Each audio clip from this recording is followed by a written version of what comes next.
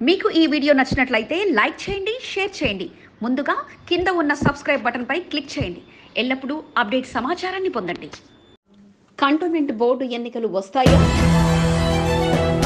Nominated సభ్యుడు రామకృష్ణ పదవీ కాలం పొడిగిస్తారా? రెడ్డి గారు నన్ను ఒక్కనిడ మెంబర్ కింద పెట్టింది. మూడో వార్డు నాయకులను టార్గెట్ చేసుకుని రామకృష్ణ పర్యటన కొనసాగించారా? జనతా పార్టీ బోర్డు మెంబరే వస్తాడు. Pink party ఖతమైనట్టే. నెక్స్ట్ చదువు సంధ్య లేని ఆ నాయకులెవరు? చదువు సంధ్య లేదు, ఏమున్నా అని మాట్లాడుతా ఉన్నారు భూతులు. రామకృష్ణ పర్యటనలు కంటోన్మెంట్ ప్రజల మేలు చేస్తున్నాయా? What's the story?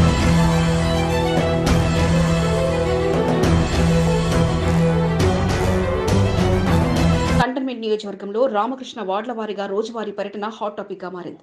ఏ వార్డులో పర్యటించినా అక్కడ ఉన్న టీఆర్ఎస్ నేతలతో పాటు టీఆర్ఎస్ ప్రభుత్వానికి దిగుతూ రాష్ట్ర ప్రభుత్వం నుండి కంటోన్మెంట్ కు ఎటువంటి సహాయం అందడం లేదని, నీటి సమస్యకు ప్రభుత్వమే కారణమంటూ రామకృష్ణ ప్రజల్లో చైతన్యం తీసుకొచ్చేలా ముందుకు సాగుతున్నారు. ప్రతి బస్తీలో ఇదే పంచాయతీ. నీళ్ళు ఇస్తే ఎందుకు పంచాయతీ ఇంతసేపు కూర్చునే అవసరం అమ్మా? సివిలియన్ నామినేటెడ్ గా కొనసాగుతున్న రామకృష్ణ పదవీకాలం వచ్చే 10తో ముగియనుంది. కానీ రామకృష్ణ మాత్రం ఎక్కడా తగ్గడం లేదు. మరో 2 సంవత్సరాల పాటు బోర్డు ఎన్నికలు రావని, తానే నామినేటెడ్ పదవిలో కొనసాగుతారంటూ పూర్తి విశ్వాసంతో ఉన్నారు. వార్డుల్లో పర్యటిస్తున్న రామకృష్ణ బస్తీ కాలనీ వాసులకు పూర్తి నమ్మకం కలిగేలా తన మాటలతో సమస్యలను వెనువెంటనే పరిష్కరించేంత పని చేస్తున్నారు. సమస్య ముందుకు వస్తే చాలు వెంటనే కంటోన్మెంట్ బోర్డు అధికారులతో మాట్లాడడంతో పాటు వార్డు ప్రజలకు సమస్యలను పరిష్కరిస్తామన్న భరోసా ఇస్తున్నారు. తరచుగా మరో 2 సంవత్సరాలు బోర్డు ఎన్నికలు జరగవని రామకృష్ణ చెప్తుండడం, ఈ 2 సంవత్సరాల కాలంలో తాను ఎంతో చేసేది ఉందంటూ చెప్తుండడం ఇప్పుడు ప్రతిపక్ష నాయకులను కలవరపెడుతుంది. ఇంకా 2 సార్లు దాకా ఎలక్షన్స్ లేవు. కంటోన్మెంట్ బోర్డు ఎలక్షన్ మటుకు ఇంకా 2 సార్లు అవుతుంది. అప్పుడు దాకా భారతీయ జనతా పార్టీ గవర్నమెంట్, నరేంద్ర మోడీ గారు, కిషన్ రెడ్డి గారు నన్ను ఒక్కనిడ మెంబర్ కింద పెట్టింది. నేను తప్పకుండా మీకు సేవ చేస్తా. ఈ 2 సంవత్సరాల్లో మీకు 4 కూడా ఇంప్రూవ్ చేస్తా. మూడో వార్డులో మంగళవారం పర్యటించిన రామకృష్ణ టీఆర్ఎస్ నేతలను టార్గెట్ చేసుకుంటూ ఆగ్రహాన్ని వ్యక్తం చేశారు. తాను వార్డు ప్రజల సమస్యల పరిష్కారం కొరకు కృషి చేస్తున్నానని, కంటోన్మెంట్ ప్రజలకు ఉచిత మంచినీరు అందించడమే తమ లక్ష్యమంటూ చెప్తూనే చదువు సంధ్య లేని వారు బూతులు తిరుగుతూ మాట్లాడుతున్నారంటూ రామకృష్ణ వ్యంగ్యాస్త్రాలను విసిరారు. వాళ్ళకి బాధ అనిపిస్తుంది. ఇక నోటుకు వచ్చినట్టు బూతులు తిరుగుతారు. నేనేమైనా గలీజ్ మాటలు మాట్లాడి ఇడుకొచ్చి వాళ్ళకి చదువు సంధ్య లేదు, ఏమున్నా అని మాట్లాడుతా ఉన్నారు బూతులు. నేనేం పబ్లిక్ కోసం కొట్లాడుతున్నా, నా ఇంటి కోసం. బోర్డు ఎన్నికలపై ఆశలు పెట్టుకున్న నాయకుల్లో రామకృష్ణ వ్యాఖ్యలు చర్చగా మారాయి. మరో 2 సంవత్సరాలు ఎన్నికలు రావంటూ ప్రచారం చేసుకుంటూ బీజేపీ నేతలను బలోపేతం చేయడం కొరకు తప్పుదోవ పట్టిస్తున్నారంటూ టీఆర్ఎస్ నేతలు ఆగ్రహాన్ని వ్యక్తం చేస్తున్నారు. ఎన్నికలు ఎప్పుడు వస్తాయో తెలియదు, కానీ నామినేటెడ్ హోదాలో రామకృష్ణ పర్యటన మాత్రం హాట్ గా కొనసాగుతున్నాయి. కంటోన్మెంట్ టీడీపీకి పూర్వ వైభవం తీసుకొచ్చేలా టీడీపీ వ్యవస్థాపకులు ఎన్టీఆర్ను స్మరించుకుంటూ తెలుగు తమ్ముళ్లు ఎన్టీఆర్ వర్ధంతి కార్యక్రమాన్ని ఘనంగా నిర్వహించారు. కంటోన్మెంట్ వ్యాప్తంగా పలుచోట్ల ఎన్టీఆర్ విగ్రహాలకు పూలమాలలు వేసి శ్రద్ధాంజలి ఘటించారు. తమ అనుచరులతో కలిసి ఎన్టీఆర్ వర్ధంతిని పురస్కరించుకొని ఆయన జ్ఞాపకాలను గుర్తు చేసుకున్నారు. కంటోన్మెంట్ వ్యాప్తంగా జరిగిన కార్యక్రమాలను ఒకసారి చూద్దాం.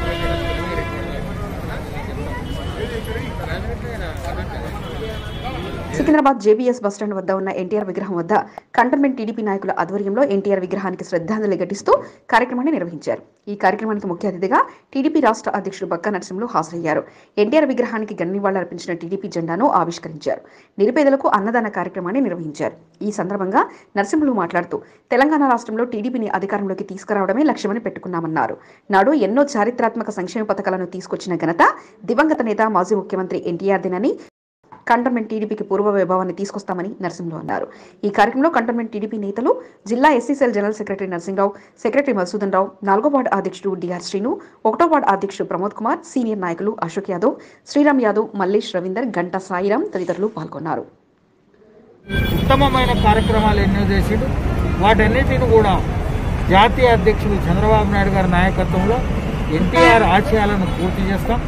తెలంగాణలో కూడా పార్టీని అధికారంలోకి తీసుకురావడానికి మా వంతు మేము కృషి చేస్తాం. ఆయన గారికి నివాళులు అర్పిస్తూ మీ అందరికీ నమస్కారం. ఎన్టీఆర్ అంటే ఓ తెలుగు జాతి ఆత్మగౌరవమని, తాను ఎన్టీఆర్ అభిమాన సంఘం ఉపాధ్యక్షుడిగా పనిచేయడం తన జీవితంలో మర్చిపోలేనని టీడీపీ కంటోన్మెంట్ సీనియర్ నాయకుడు ఎస్కే బాబు అన్నారు. తాను ఎన్టీఆర్ అభిమాన సంఘానికి మాజీ ఉపాధ్యక్షుడిగా చేసినందుకు గర్వంగా ఉందని ఎస్కే బాబు నాటి రోజులను గుర్తు చేసుకున్నారు. ఎన్టీఆర్ను ఆదర్శంగా తీసుకుని ఎంతో మంది నాయకులు రాజకీయాల్లోకి వచ్చారని, ఆయన చూపిన మార్గంలోనే నడుస్తున్నారని ఎస్కే బాబు తెలిపారు. 2వ వార్డులో ఎన్టీఆర్ విగ్రహం వద్ద ఎస్కే బాబు ఆధ్వర్యంలో ఎన్టీఆర్ వర్ధంతి కార్యక్రమాన్ని నిర్వహించారు. అనంతరం అన్నదాన కార్యక్రమం చేపట్టారు. ఈ కార్యక్రమంలో గౌరీశంకర్, టీఎన్ నరహరి, మల్లేష్, నాగేష్, నాగరాజు, అశోక్, రాకేష్ తదితరులు పాల్గొన్నారు.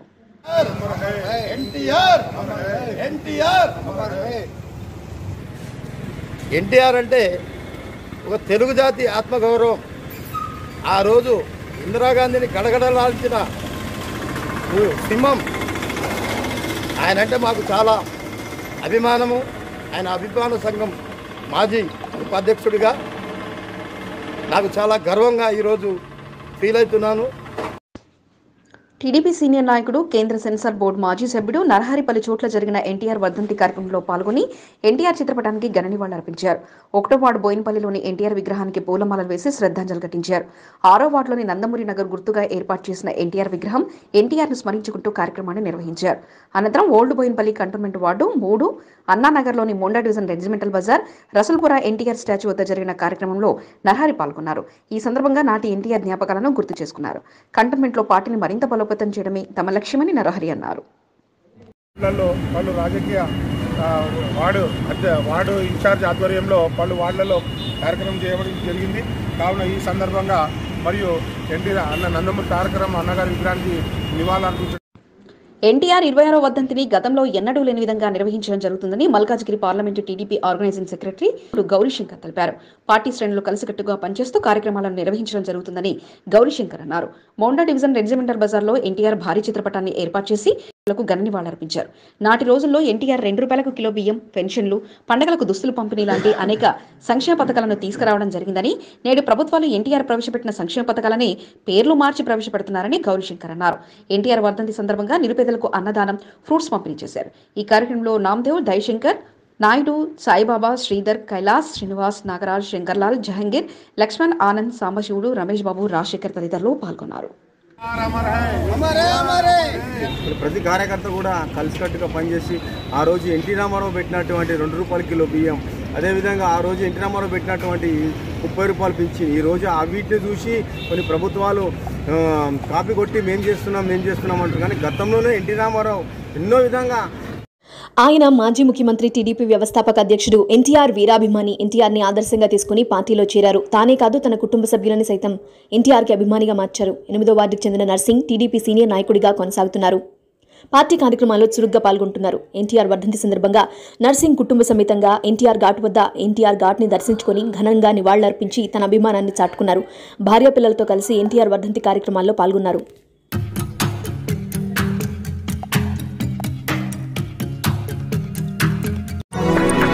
ఆయన మాజీ ఉపాధ్యక్షుడు. కానీ ఇప్పుడు ఆ నేత పర్యటనలు పలు ఆసక్తిగా కనిపిస్తున్నాయి. ఎవరి పర్యటనలు ఎలా ఉన్నా అధికారులతో ఉన్న సాన్నిహిత్యంతో అందరికంటే ముందే ఆ పనులు చేస్తూ ప్రత్యేకంగా గుర్తింపు దక్కించుకుంటున్నారు. ఆయనే బోర్డు మాజీ ఉపాధ్యక్షుడు జంపన్న ప్రతాప్. గతనాటి ఆయన బోర్డు మెంబర్గా ఉన్న సమయంలో ఓ సమస్య తెచ్చడానికి దారిని ఒకరి ఫ్లాట్ నుండి ఏర్పాటు చేయగా ఆనాటి నుండి అలానే దారి మారిపోయింది ఆ ఫ్లాట్. ఇలా ఆనాడు పలు చోట్ల సమస్యలకి ఫుల్ స్టాప్ పెట్టి తాత్కాలిక ఏర్పాట్లు చేయగా అప్పటి నుండి అవి అలానే ఉండిపోయాయి. కాలనీ, నాలా, కల్వర్టుపై ప్రత్యేకంగా దృష్టి పెట్టిన జంపన్న అప్పుడు వాటి పని పట్టే పనిలో పడ్డారు. ముఖ్యంగా మంజూరైన పనులు పెండింగ్లో ఉండటంతో 3 కల్వర్టులు ప్రస్తుతం నిర్మించాల్సి ఉంది. అందుకు సీఈఓ అజిత్ రెడ్డిని కోరనున్నట్టు ఆయన తెలిపారు. మలానీ కాలనీ నుండి వరుణ్ కాలనీ, పిఎన్టీ కాలనీ నుండి మార్గదర్శి కాలనీ, భవనంతో పాటు జయనగర్ ఎన్క్లేవ్ల మధ్య నాలాల కల్వర్టు నిర్మాణం చేయాలని అయ్యప్ప సొసైటీ నుండి వరుణ్ కాలనీ, అవంతి సొసైటీతో పాటు పలు కాలనీలకు ఇప్పటికే సరైన రోడ్డు సదుపాయం లేదని, ఈ సమస్యలపై తన వంతుగా ప్రయత్నం సాగనున్నట్టు తెలిపారు జంపన్న. కంబడి వాళ్ళు తీసి దారియం జరిగింది. ఆ తర్వాత దీని ప్రాబ్లం సాల్వ్ కాలే. ఈ కాలనీ వాళ్ళందరూ దారి వాళ్ళను ఇక్కడ ఉన్నాయి 7 కాలనీస్ ఉన్నాయి. రిలయన్స్, వనిత, అయ్యప్ప, వరుణ్ అందరికి ఇబ్బంది అవుతుంది, మాకు రోడ్డు వాళ్ళని చెప్పిండ్రు.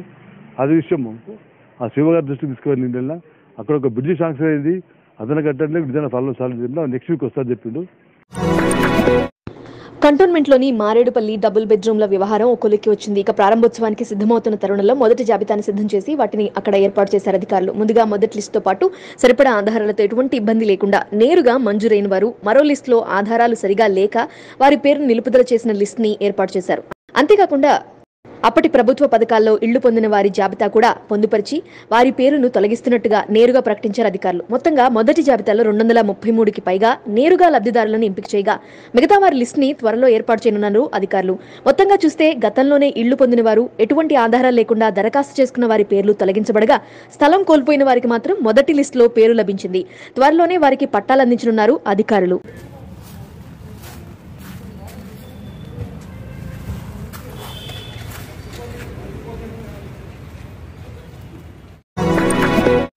అసలే మురికివాడ ప్రాంతం, అందులోనూ అక్కడ సమస్యలకు కొదువే లేదు. ఆ నేత పర్యటించడంతో పాటు సమస్యలను పరిష్కరించేలా అడుగులు వేస్తున్నారు. రెండో వార్డులో పట్టు సాధించేలా ముందుకు సాగుతున్న మార్కెట్ మాజీ చైర్మన్ టిఎన్ శ్రీనివాస్ రెండో వార్డు శ్రీలంక బస్తీలో మంగళవారం పర్యటించారు.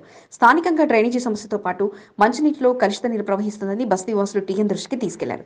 వెంటనే స్పందించిన టీఎన్ బోర్డు వాటర్ వర్క్స్ అధికారుల దృష్టికి తీసుకెళ్లారు. కలుషిత నీటి సమస్యను వెనువెంటనే పరిష్కరించేందుకు కృషి చేస్తామని అధికారులు టీఎన్ కు తెలిపారు. ఎమ్మెల్యే సాయన సహకారంతో స్థానికంగా డ్రైనేజీ సమస్యను పరిష్కరిస్తామని టీఎన్ వారికి హామీ ఇచ్చారు. ఈ కార్యక్రమంలో కుమార్ ముద్రాస్, గౌస్, చంద్రకాంత్, యూసఫ్, శేఖర్లు పాల్గొన్నారు. రెండో వార్డు దఫేదార్ నరసింహారాజుతో కలిసి వార్డులో పర్యటించి సమస్యలను వెనువెంటనే పరిష్కరించేలా టీఎన్ పర్యటన కొనసాగింది.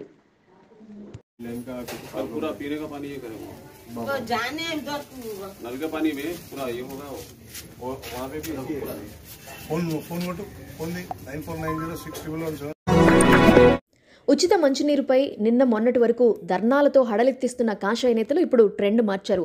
బోర్డులో ఆన్ ది రికార్డుగా ప్రకటించిన నెల రోజుల సమయంపై దృష్టి పెట్టిన బీజేపీ నేతలు ఇప్పుడు దానికోసం వినూత్న రీతిలో నిరసనలకి సిద్ధమయ్యారు. టీఆర్ఎస్ కో హటావో, కంటోన్మెంట్ కో బచావో అనే నినాదంతో వారున్న చోటే మాకు ఉచిత మంచినీరు కావాలంటూ నిరసనలతో సిద్ధమైంది. పర్యటనలో ఉంటే అక్కడ, లేకపోతే ఉన్న చోటే నిరసన తెలుపుతూ ప్రభుత్వంపై ఒత్తిడి తెచ్చే దిశగా సాగుతున్నారు. కంటోన్మెంట్లో వార్డుల వారీగా సాగిన నిరసన కార్యక్రమాలు ఓసారి చూద్దాం.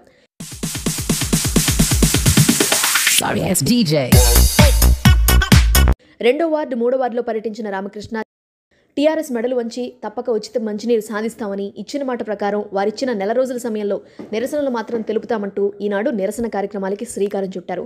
కంటోన్మెంట్లోని సుభాష్ హట్స్, ఉత్తరయ్య హట్స్లో బీజేపీ కార్యకర్తలు స్థానికులతో కలిసి ప్లకార్డులు పట్టి నిరసనలు తెలిపారు.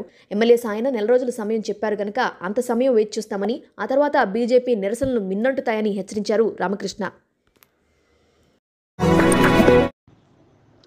కంటోన్మెంట్ మూడో వార్డు అధ్యక్షుడు కనకరాజు ఆధ్వర్యంలో ప్లకార్డ్స్ నిరసన కార్యక్రమం కొనసాగింది. వి వాంట్ ఫ్రీ వాటర్ అంటూ ప్లే కార్డ్ని ప్రదర్శించారు. తమ నేత రామకృష్ణ అడుగుజాడల్లో నడుస్తూ ఉచిత మంచినీటి పథకం అందేలా తమ పోరాటాన్ని ఉధృతం చేస్తామని కనకరాజు తెలిపారు. కంటోన్మెంట్ 7వ వార్డులో బీజేపీ వార్డు అధ్యక్షుడు ప్రశాంత్ ప్రభు ఆధ్వర్యంలో కంటోన్మెంట్కు ఉచిత మంచినీరు అందించాలని డిమాండ్ చేస్తూ ప్లకార్డులు ప్రదర్శన చేశారు. కంటోన్మెంట్పై రాష్ట్ర ప్రభుత్వం వివక్ష చూపుతుందని ప్రశాంత్ ప్రభు ఆరోపించారు. కంటోన్మెంట్లో ఉచిత మంచినీరు పథకం వర్తించే వరకు నిరసన కార్యక్రమాలు కొనసాగుతాయని ఆయన అన్నారు. కంటోన్మెంట్పై టీఆర్ఎస్ ప్రభుత్వం చూపుతున్న వివక్షతను వార్డు ప్రజలకు తెలియజేయడం జరుగుతుందన్నారు. ఈ కార్యక్రమంలో సుధీర్, టింకు, రాఘవేంద్ర, అరుణ్, స్వామి తదితరులు పాల్గొన్నారు. కంటోన్మెంట్ ప్రజలకు ఉచిత మంచినీరు అందించాలని డిమాండ్ చేస్తూ బీజేపీ నాయకులు ప్లకార్డులతో ప్రదర్శన చేశారు. 8వ వార్డులో బీజేపీ అధ్యక్షుడు కిరణ్ కుమార్ ఆధ్వర్యంలో పలు చోట్ల బీజేపీ శ్రేణులతో కలిసి ప్లకార్డులు ప్రదర్శిస్తూ నిరసన కార్యక్రమం తెలియజేశారు. వెంటనే ఉచిత మంచినీరు పథకం కంటోన్మెంట్ కి వర్తింప చేయాలంటూ బీజేపీ నాయకులు డిమాండ్ చేశారు. ఈ కార్యక్రమంలో శ్రీకాంత్ తో పాటు పలువురు పాల్గొన్నారు.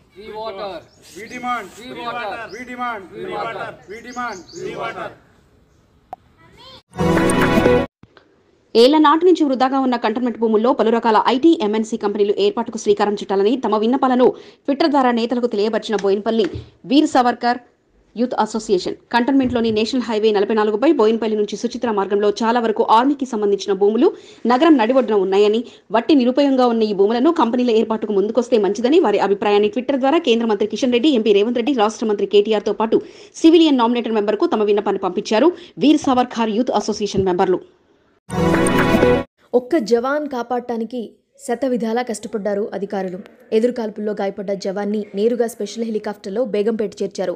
ములుగు జిల్లా కర్రెగుట్ట అటవీ ప్రాంతంలో మావోయిస్టులకి గ్రేహౌండ్స్ పోలీసులకి మధ్య ఎదురుకాల్పులు జరిగాయి.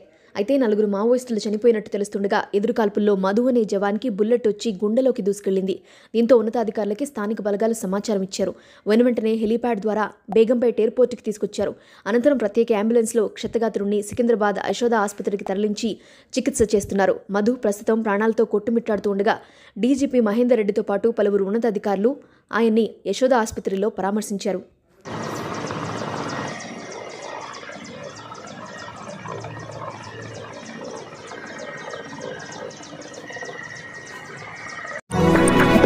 ఉచిత మంచినీరు, ఉచిత మంచినీరు ఎక్కడికెళ్లినా ఆ పదం మాత్రం శాశ్వతంగా ప్రజల్లో ముద్రపడేలా తెలంగాణ రాష్ట్ర ప్రభుత్వం ఇవ్వటం లేదని తెలియచెప్పేలా సాగుతున్నాయి సివిలియన్ నామినేటెడ్ మెంబర్ రామకృష్ణ పర్యటనలు. వారిచ్చే వరకు పోరాటం మాది, మీకు మేమున్నామంటూ భరోసా కల్పిస్తూ వార్డుల్లో పర్యటిస్తూ టీఆర్ఎస్పై వ్యతిరేకతకి ఆద్యం పోస్తూ ముందుకు సాగుతోంది బీజేపీ. కంటోన్మెంట్లోని 2-3 వార్డుల్లో పర్యటించిన ఆయన పలు సమస్యలకు పరిష్కారంపై భరోసా కల్పిస్తూ ఉచిత మంచినీరుతో పాటు తెలంగాణ ప్రభుత్వ వైఫల్యాలు ఇవే అంటూ తెలియచెప్తూ ముందుకు సాగారు. కంటోన్మెంట్లోని సుభాష్ హట్స్, ఉత్తరయ్య హట్స్తో పాటు పలు చోట్ల పాదయాత్ర నిర్వహించి వారి సమస్యల్ని అడిగి తెలుసుకున్నారు. 2 వార్డుల్లో స్థానిక పార్టీ అధ్యక్షుడు మాదారపు అశోక్తో పాటు పలువురితో కలిసి పర్యటించి కంటోన్మెంట్ ఇంజనీర్ గోపాలకృష్ణ దాస్తో కలిసి అండర్ గ్రౌండ్ డ్రైనేజ్తో పాటు సీసీ రోడ్డు పనులకి ఎస్టిమేషన్లని తయారు చేయించారు. అనంతరం బాలంరాయి, సుభాష్ హట్స్, ఉత్తరయ్య హట్స్లో ఉచిత మంచినీటిపై నిరసన తెలపడంతో పాటు వారి సమస్యలు అడిగి తెలుసుకున్నారు. మరో పర్యటనలో తన వంతుగా చేయాల్సిన అభివృద్ధికి బాధ్యతగా స్వీకరించి చేస్తానని ఉచిత మంచినీరుపై నిరసన తెలుపుతూ ముందుకు సాగారు రామకృష్ణ. పర్యటనలో ఉత్తరయ్య, రంగన్న, సోమ్లా, శ్రీను, పెంటయ్య, అనురాధ, దయానంద్, స్వరూప్తో పాటు పలువురు పాల్గొన్నారు. ఎమ్మెల్యే మాట ఇచ్చిండని మరి ఎమ్మెల్యే గారు ఇప్పటికైనా దీని మీద స్పందించే అవసరం ఉన్నది. మేము మా ఉద్యమం మటుకు చాలా పెద్ద ఎత్తున చేస్తాము. ప్రజలకు న్యాయం ఏ విధంగా పోరాటం చేస్తాము. మా కంటోన్మెంట్ బోర్డుకు ఎందుకు ఈ విధంగా చిన్న చూపు చూస్తున్నారని దీన్ని పెద్ద ఎత్తున రాష్ట్ర వ్యాప్తంగా దీని గురించి మేము ధర్నాలు చేస్తాం. సమస్యల్ని స్వీకరిస్తూ వాటికి హామీలు అందిస్తూ రామకృష్ణ పర్యటనలు నేడు సాగ్గా హట్స్లో నీటి బిల్లులు చెల్లించాల్సిన అవసరం లేదని తెలియజేస్తూనే ఉచిత మంచినీరు తెచ్చేది మేమే, ఇచ్చేది కూడా మేమే అంటూ ప్రజల్లోకి తీసుకెళ్తూ గులాబీ పార్టీ నేతలు అడుగు వేసినా అందుకు కారణం మేమే అని తెలియజేస్తున్నట్టు ఉంది రామకృష్ణ పర్యటనలు.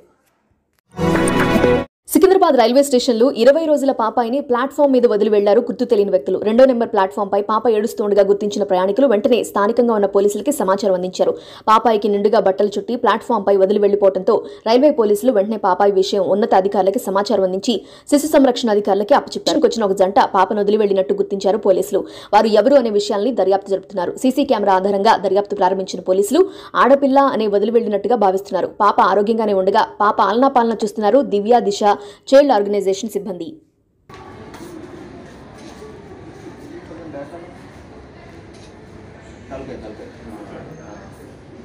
ఈ బులెటిన్ మీకు సమర్పించిన వారు మీనా హాస్పిటల్, తుకారం గేట్, సికింద్రాబాద్.